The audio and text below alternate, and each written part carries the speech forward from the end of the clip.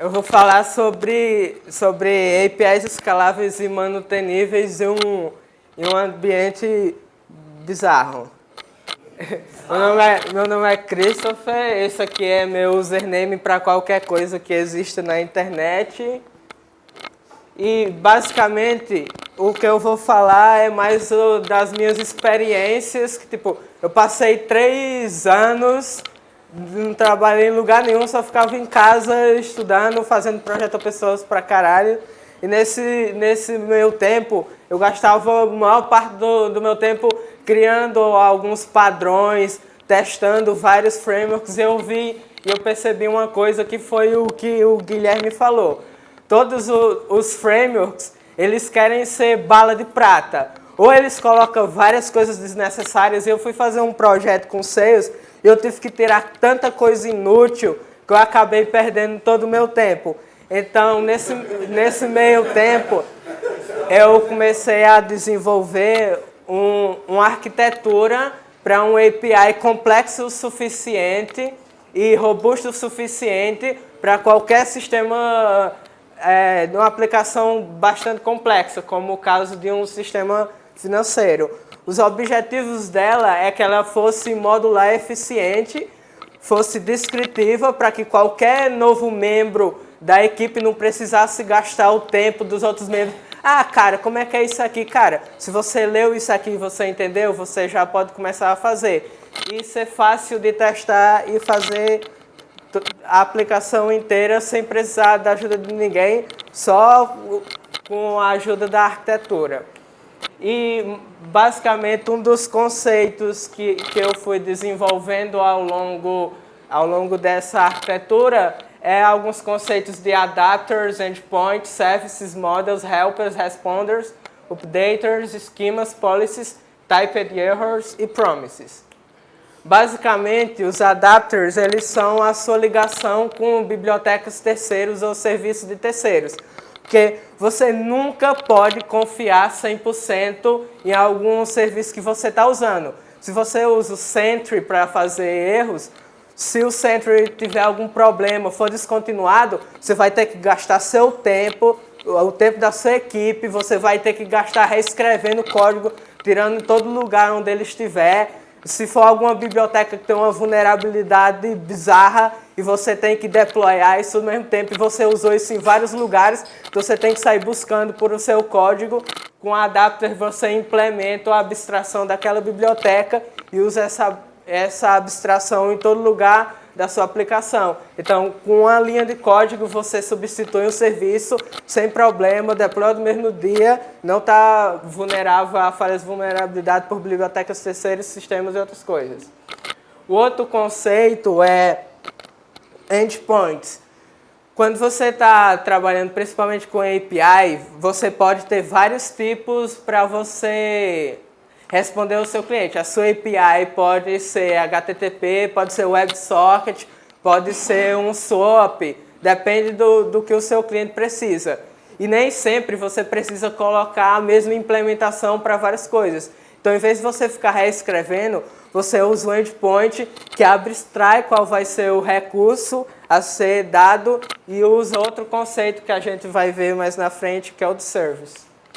O conceito de service, ele implementa toda a lógica do seu negócio de uma forma que ele tem acesso ao contexto atual da sua aplicação e possa, ao mesmo tempo, que um recurso pode ser usado em vários níveis de acesso e ele pode ser usado para vários tipos de coisas, várias ações, até em endpoints diferentes, que vai dar tudo certo, inclusive em aplicações onde você tem um output do seu usuário e você tem um output de funcionários da sua empresa que também usam esse sistema.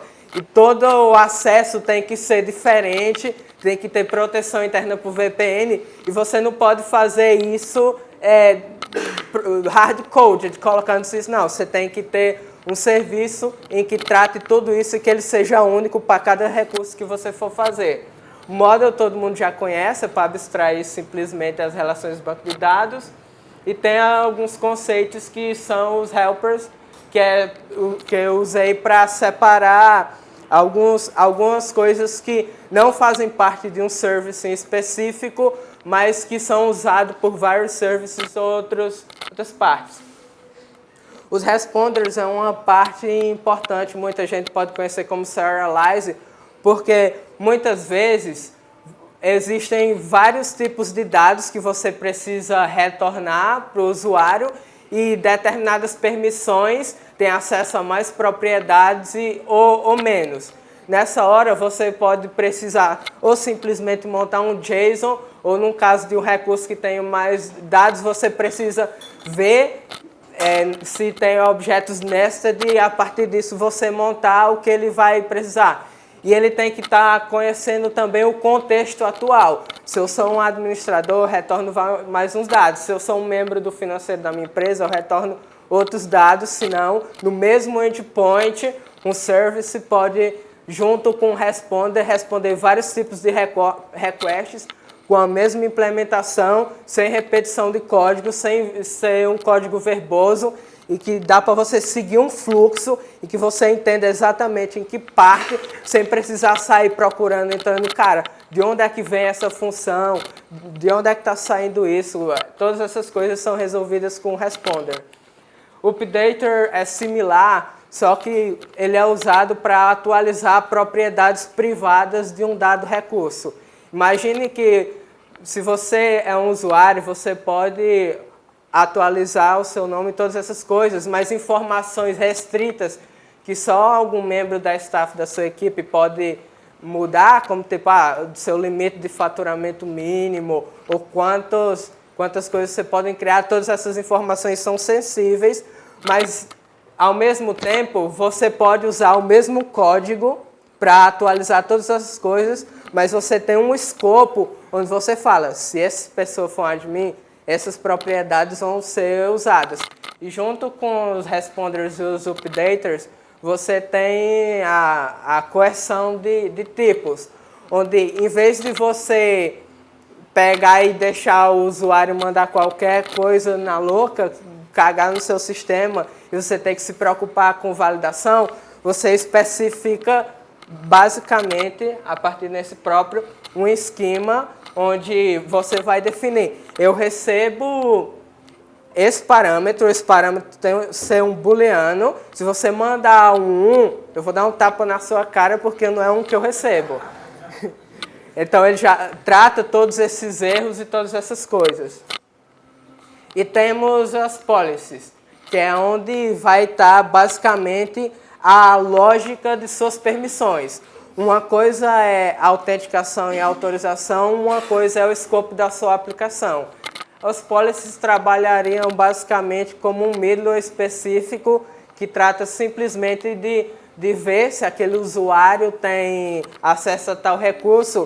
Isso é legal porque, tipo, nesse exemplo que eu fiz 2 tipos de autenticação conceituais. Uma autenticação de um usuário normal, uma autenticação de API via header e outra autenticação física usando, eu não sei se alguém conhece YubiKey, que é como se fosse uma chave única que você pluga, ele cria uma hash randômica e valida em tempo real e ele passa através de uma VPN. Então, tipo, eu tenho essa flexibilidade de implementar um sistema desse tipo que faz handling de todas essas autenticações de uma forma só, autenticação via hardware, sem verbosidade, sem nada.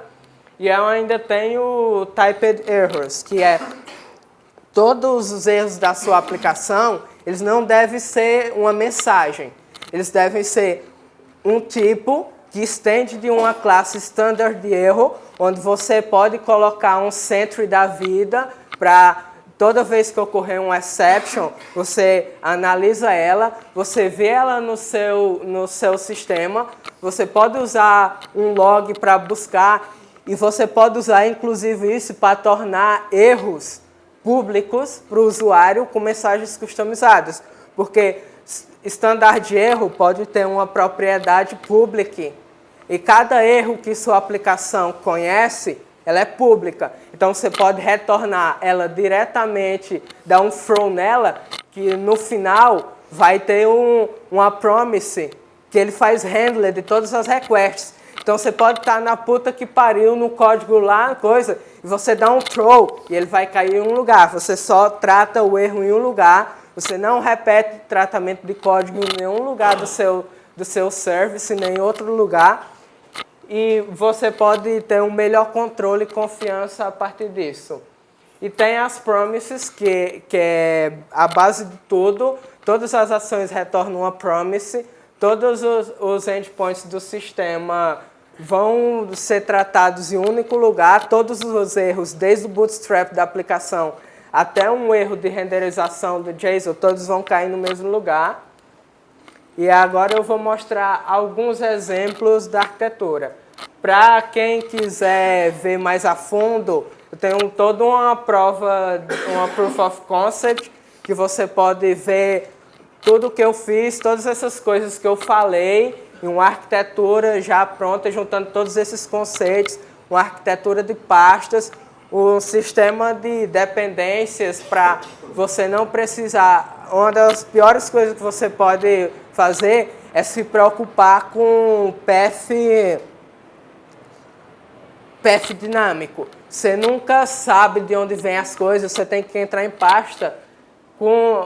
Eu e um amigo meu, Jonathan, a gente criou uma library em Node que ela abstrai toda essa parte do path. Então você vem aqui, vai ter um arquivo, por exemplo, bundler.js, e aqui você vai falar o nome do seu path padrão e onde vai estar todas essas coisas. Então, a partir do momento que eu venho aqui, lib, Castiel é o nome da minha main path, e a partir desse momento, sempre que eu for precisar de alguma coisa, por exemplo, aqui, eu simplesmente falo import endpoint from Castiel API lib. Veja que ele não colocou o lib aqui, porque isso já é implícito. Então você pode expressivamente falar um path como se você estivesse falando exatamente a localização dele de uma forma mais descritiva.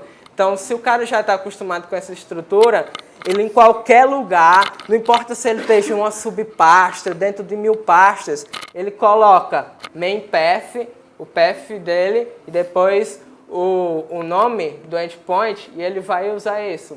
Então, esse aqui... Então, esse aqui é um exemplo de como você definiria um endpoint, por exemplo, o index. Você exporta sempre um default, todos usam class, você coloca index mais o prefixo endpoint, que estende de endpoint, que é uma classe padrão, que sempre tem algumas funções que você pode deixar, tipo, eu faço muito uma coisa em todas as coisas. Eu não vou criar um helper se só determinada coisa precisa daquilo. Então, na classe endpoint, eu crio um método e a partir de agora todo mundo que extende de endpoint vai ter esse método. E aqui, sempre que eu tenho um setup, então é isso aí. Mas quem quiser ver mais alguma coisa, só navegar. O conceito dele é justamente, tipo, eu não preciso explicar para você como funciona. Você vai ler e você vai entender como é que ele funciona. Hoje essa lib tá, tipo, 100% da produção assim? Tipo, você considera... Cara, hoje eu ainda tenho vários testes para fazer. A maior parte dessas coisas são a Proof of Concept. Mas a gente faz bastante research, tipo, até o final do ano eu quero deixar essa arquitetura ready for production, já usando Docker, usando vários conceitos, como... É porque aqui ele está totalmente simplista para você entender, mas ele tem várias coisas bizarras, interligação, ligando initializer, configuração por environment variable, para você colocar tudo seguro. Tem coisa bizarra, mas só entra aqui, ó, Castiel 300 e já era.